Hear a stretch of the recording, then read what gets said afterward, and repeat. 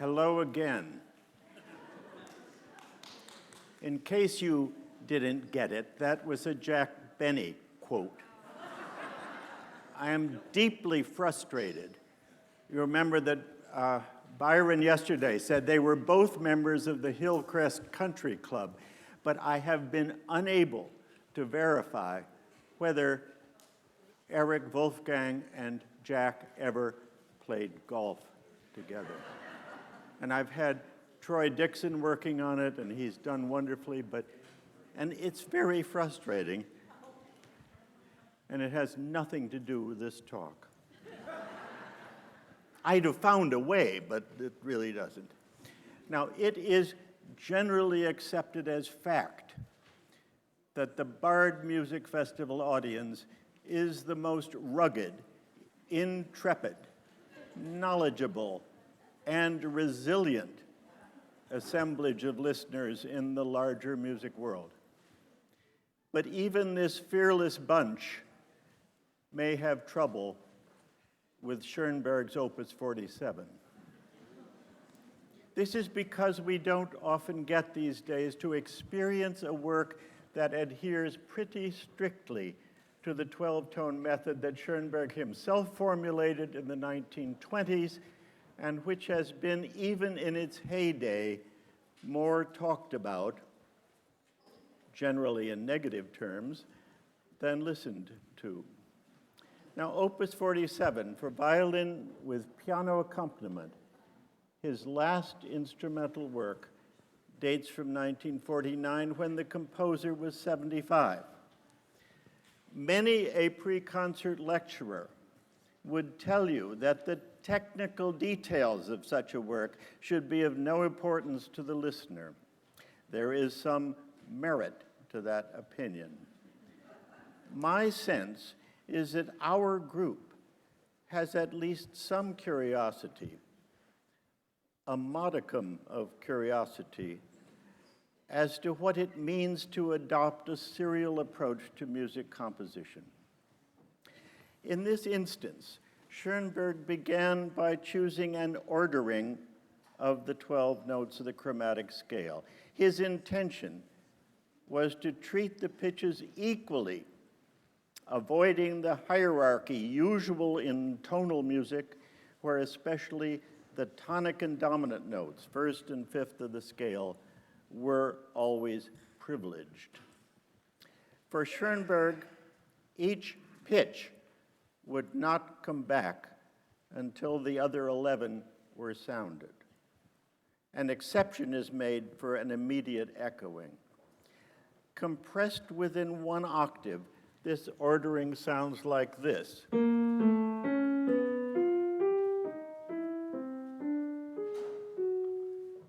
But he felt no obligation to restrict the notes to one octave. When the row first sounds in this piece, he placed the notes at various distances from each other.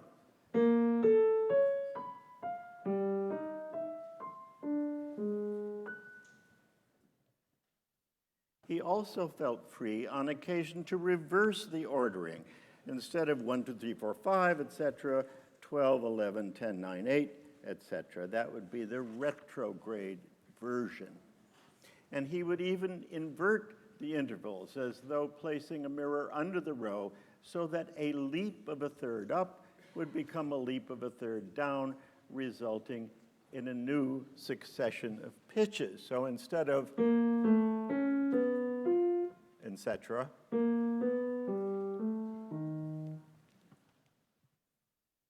and that inverted row could be used in reverse, the retrograde inversion. So these four forms of the row, the original ordering, its retrograde, the inversion of its retrograde, could be begun on any of the 12 notes of the chromatic scale, resulting in a variety of transpositions. So plenty of material can be derived from the starting point of the row. We will hear two excerpts from the work which illustrate the row and its inversion. First, the opening phrase. The violin intones the row, but with the notes given rhythm and spaced, as I showed before, quite far apart, which has the effect of the performer staking out the musical space. So with rhythm.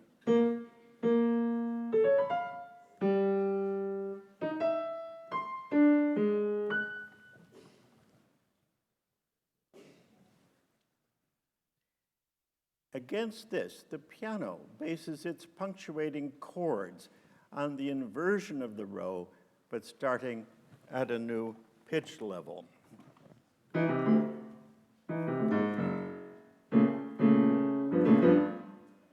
by the way, doesn't go, he just slips that in. It's a little, I don't know. Clustering notes together to make chords gives obviously a very different impression than stringing them out linearly. Now let's hear the opening phrase.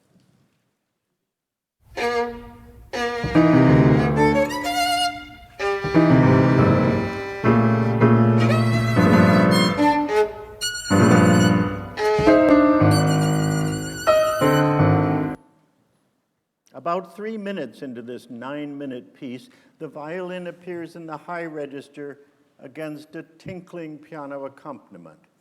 The violin's line is actually the inversion of the row, and the piano's figuration is derived from the original form of the row, which is quite the reverse of what happened at the opening.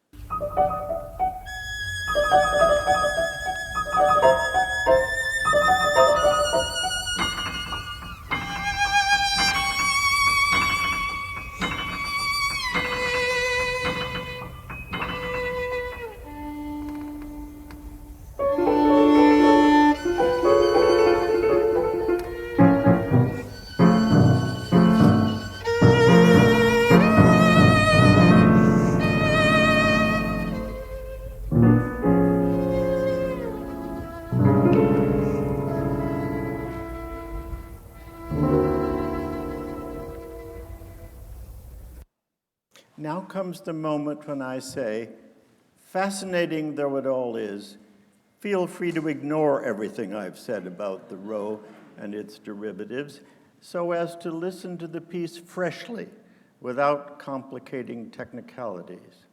If an architect were to rely on the golden section ratio in the construction of a building, that information is neither apparent nor relevant to a person living within the building. Something similar may obtain here. But could we hear that second bit again? It's my favorite passage in the piece.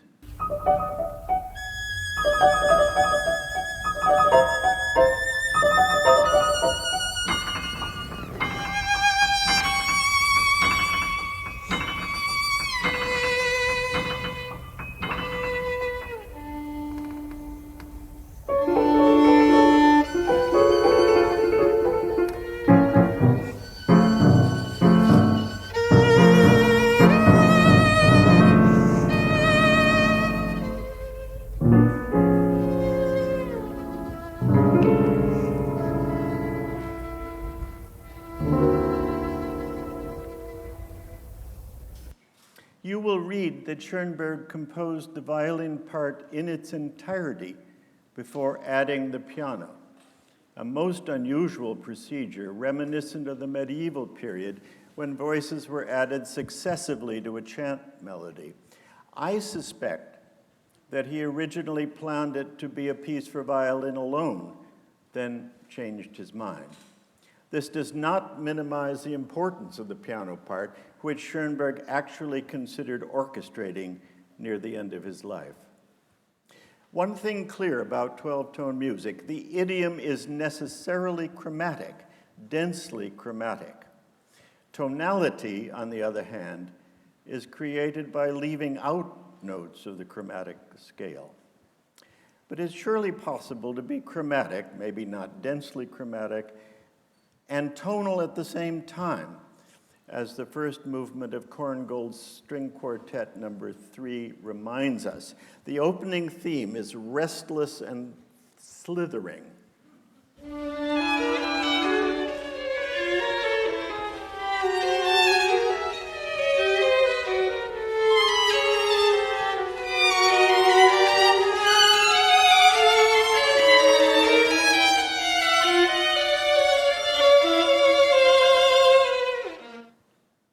contrasting theme is beseeching.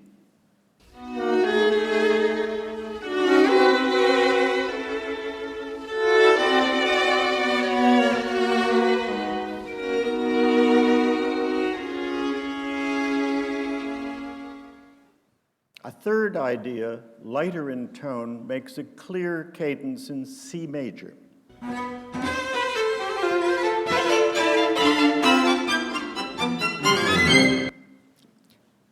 Now, according to the critic Dorothy Crawford, the second movement, a scherzo with trio, was inspired, at least at its opening, by the composer's fascination with the lights at night of aircraft workers' cars streaming into the parking lot of the Lockheed factory. To Korngold, their efforts would lead to Hitler's end. The first theme emphasizes off-the-string playing, the bouncing bows.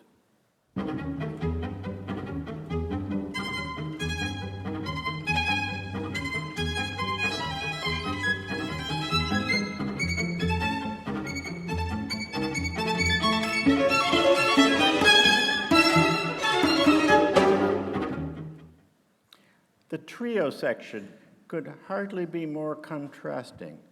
Legato, with the bows glued to the string, lyrical and memorable. I'll play it first on the piano.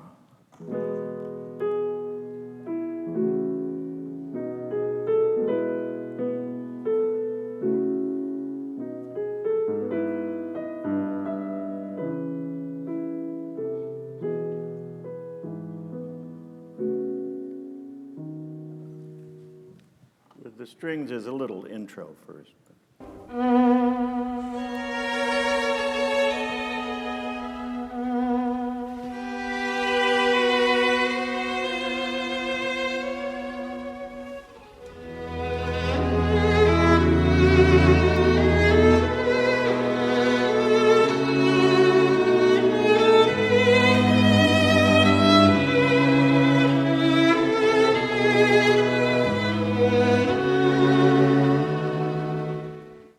This melody comes with some baggage. In the 1944 film Between Two Worlds, score by Korngold, the story of which involves a mix of individuals, most of whom perished in a bomb attack, or 2 suicides were also involved. These people find themselves on a mysterious ship. In due course, they learn that they have died and are in limbo and will be, quote, examined to decide their fate. One of these, a timid minister nicknamed Bunny, is heard wistfully regretting his isolated life, his lack of worldly experience. We hear a version of our melody in the distant background. I realize you must be wondering all this fuss I'm making.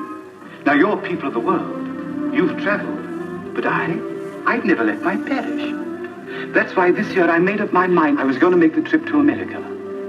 Our annual convention of ministers, you know. Now, somewhat later, the steward confirms to the passengers their situation.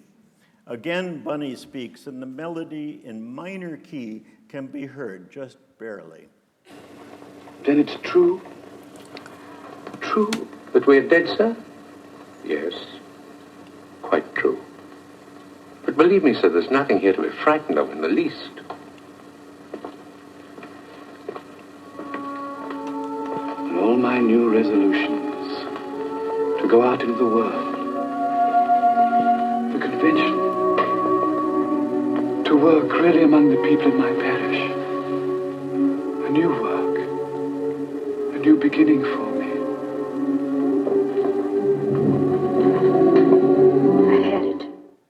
Luckily, Bunny recognizes the examiner, Thompson, chubby Sidney Greenstreet, as someone he knew in the past. Thompson decides to give him the opportunity to become an examiner in training, And our melody comes back, now back in the major mode. Thompson,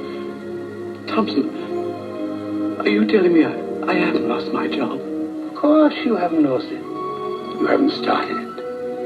See things, meet all kinds of people, mingle with them. Thank you. The third movement of our string quartet consists of variations on a theme marked like a folk tune.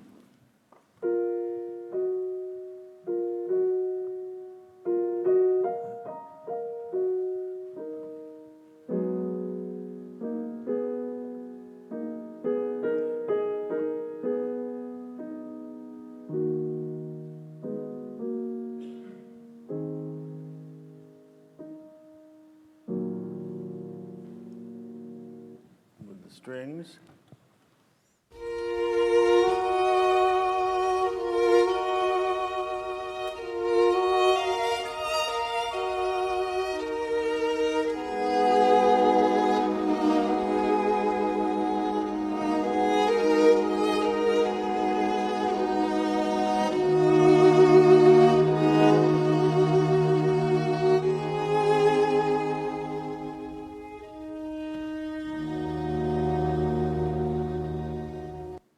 This melody comes from The Sea Wolf. Most of Korngold's music for this 1941 film is stormy and violent, as appropriate for Edward G. Robinson's sadistic ship's captain, Wolf Larsen. John Garfield is licking his wounds when Ida Lupino offers help. They're huddled in some deep recess in the ship. It's the first and only gentle music in the score. Ida's words are a little hard to hear, so she says, "Your friend, Mr. Johnson, told me where you were, what they'd done to you, how they beat you. I came to see if there was anything I could do to help."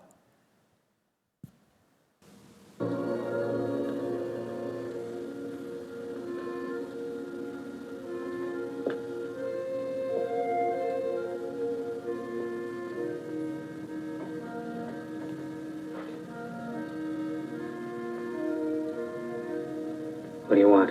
Your friend Mr. Johnson told me where you were. What they'd done to you. How they beat you. Came to see if there was anything I could do to help. I don't need any help. I can take care of myself. I always have, I always will. But he softens, accepts her offer of a cigarette, and then something interesting happens. The music we alone have been hearing is suddenly audible to them. And he recognizes the harmonica that the youngest crew member plays when he is sad, in this case because the ship doctor Louis, whom they both liked very much, has just killed himself. This is a diegetic moment, if you know what I mean.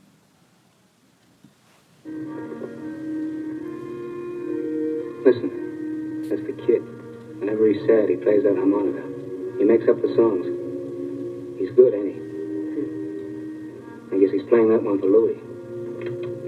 Louis. I like Louis. The fourth and final movement of the string quartet begins after a short intro with a vigorous repeated note theme.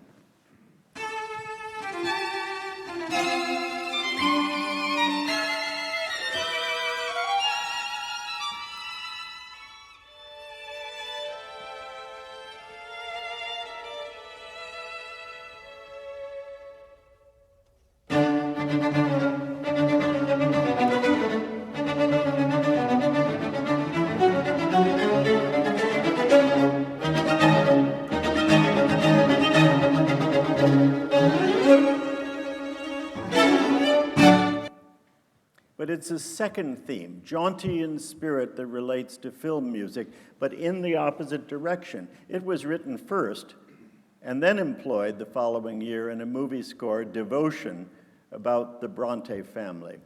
This is the jaunty theme.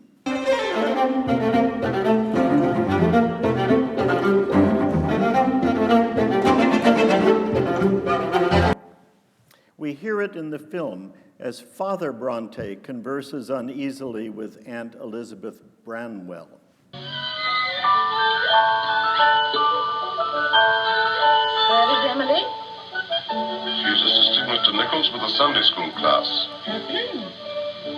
May I ask the significance of that grunt, Miss Branwell? The sound of the celesta should not surprise us if we attended the opera Das Wunder der Aliana, which one wag described as a celesta concerto. Just as I invited you to ignore everything I said about 12-tone technique, you are now welcome to set aside my relating of the string quartet themes to film usage. The work is fully able to stand on its own. I merely wanted to illustrate that thematic material could, in Korngold's case, move from concert hall to film, as well as from film to concert hall. Now, I hate to neglect many fine works on this program. Let me just point out a couple of favorite moments. Eisler's songs often begin with the voice alone and the piano entering on unexpected harmony. So this is from L'automne, californien.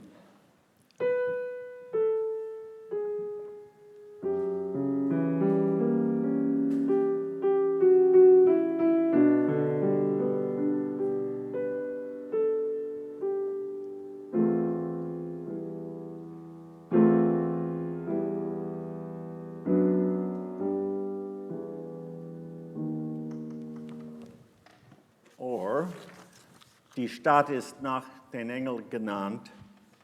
Voice comes in.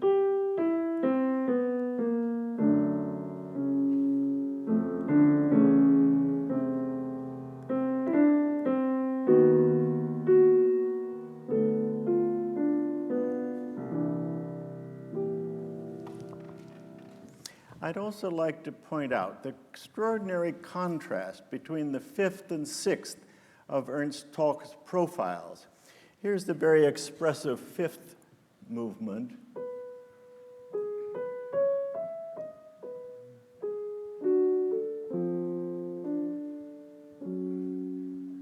And then the sixth movement.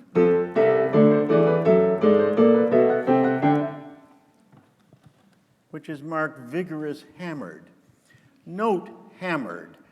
I have a vivid memory as a 10-year-old non-prodigy piano student, a memory of my mother's voice in my ear, "Don't pound." If only I had known Toch's sixth profile. The composer tells me to pound, Mother. I know you will enjoy this fascinating program.